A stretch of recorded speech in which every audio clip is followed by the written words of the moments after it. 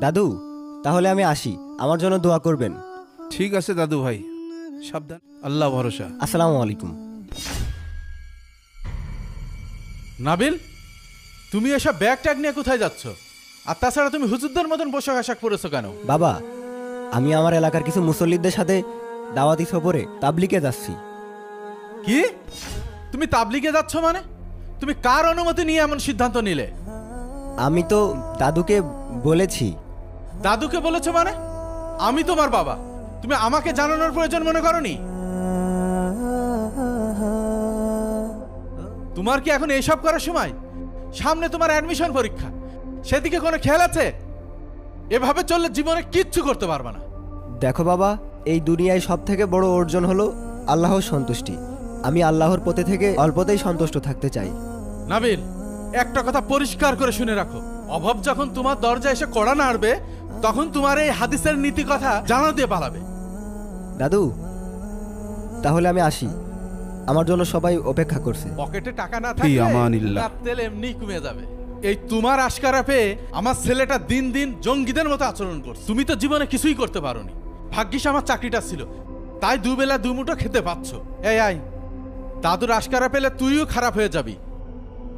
তোমাকে যদি আমি অন্য মানুষের মতো বৃদ্ধাশ্রমে রেখে আসতাম, তাহলে আজকে আমার ছেলেকে অধপতনে দেখতে হতো না। ঠিক এই জন্যই তোর ছেলেকে আমি আল্লাহর পথে চলার পরামর্শ দিয়েছি, যাতে তোকেও বাবা হয়ে ছেলের মুখে আমার মতো বৃদ্ধাশ্রমের হুমকি না শুনতে হয়।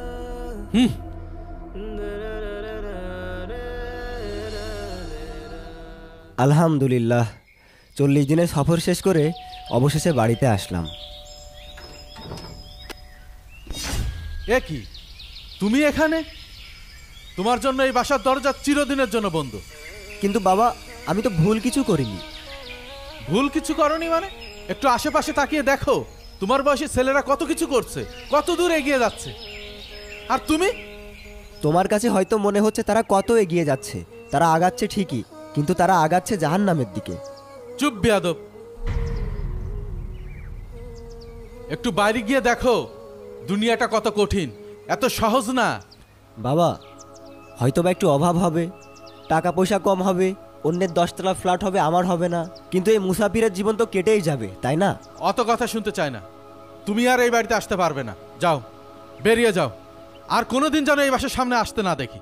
ঠিক আছে বাবা, আমি চলে যাচ্ছি, কিন্তু আমার দাদুর একটু খেয়াল রেখো, আমার দাদুর একটু যত্ন নিও, কারণ আমি চাই না আমার বাবা হয়ে তুমি জাহান্নামের আগুনে পড়ো। কারণ মহানবী সাল্লাল্লাহু আলাইহি সাল্লাম বলেছেন, ধ্বংস হোক সেই ব্যক্তি যে তার বৃদ্ধ পিতামাতাকে পেল কিন্তু তাদের খেদমত করে জান্নাত লাভ করতে পারল না। একটু খেয়াল রেখো, আল্লাহই আমার জন্য যথেষ্ট। কারণ মহানবী সাল্লাল্লাহু আলাইহি সাল্লাম বলেছেন, ধ্বংস হোক সেই ব্যক্তি যে তার বৃদ্ধ পিতামাতাকে পেল কিন্তু তাদের খেদমত করে জান্নাত লাভ করতে পারল না। নাবিল, তুই যাস না বাবা। সন্তানের অন্তরে আল্লাহর ভয় এবং রাসূল সাল্লাল্লাহু আলাইহি ওয়াসাল্লামের সুন্নাহর প্রতি ভালোবাসা সৃষ্টি করা বাবার অন্যতম কর্তব্য। পৃথিবীর অন্য শিক্ষা যতই উন্নত হোক না কেন, দ্বীনি শিক্ষা ছাড়া একটি সন্তান কখনো প্রকৃত অর্থে সৎ, সফল এবং আলোকিত জীবনযাপন করতে পারে না। তাই ছেলেকে কুরআন ও হাদিসের আলোকে জীবনের দিক নির্দেশনা দিতে না পারলে একজন বাবা তার প্রধান দায়িত্ব পালনে ব্যর্থ হন।